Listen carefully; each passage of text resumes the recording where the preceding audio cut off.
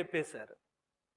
ఇప్పుడు రక్షించగలిగిన సమర్థుడు అన్నాడు కదా, వారిని పట్టుకుని ఈడ్చుకొచ్చేటప్పుడు దేవుడు రక్షించలేదా? రక్షించలే. ఆ, రక్షించగలడు కానీ రక్షించలే.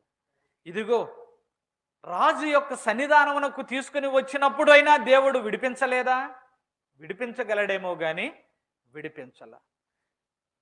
ఇంకొక క్షణములో అగ్నిగుండంలో వేసేస్తారు, విడిపించగలడు కానీ విడిపించల. అగ్నిగుండంలో వేసిన తర్వాత ఆయన వచ్చాడు. హల్లెలూయా. అగ్నిలోకి ఆయన ప్రవేశించాడు. హల్లెలూయా. మనం కూడా దేవుడు ఇంకా రాడేంటి, ఈ శ్రమ గడుస్తూ ఉన్నది, ఇంకా రాడేంటి, ఇంకా కార్యము జరగదేంటి, ఇంకా దేవుడు కార్యం చేయడేంటి, ఇంకా జరగదేంటి, అమ్మో ఒక పరిస్థితి దాటిపోయింది, ఇంకా సంక్లిష్టమైపోతుంది నా పరిస్థితి, ఇంకా సంక్లిష్టమైపోతుంది నా పరిస్థితి. దేవుడు మౌనంగా ఉండి ఎప్పుడు దిగాడు తెలుసా?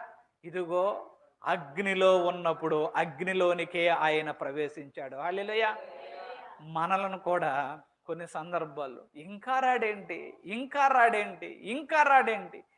రాడేంటి ప్రశ్న వస్తదే.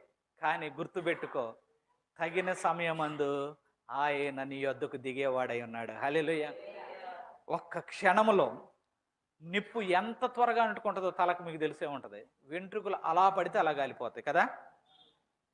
కానీ ఆ రెప్పపాటు సమయంలో కూడా ఆయన వారిని కాలిపోకుండా వారి మధ్యకు ఆయన దిగి వచ్చి ఉన్నాడు. హల్లెలూయా. రాజు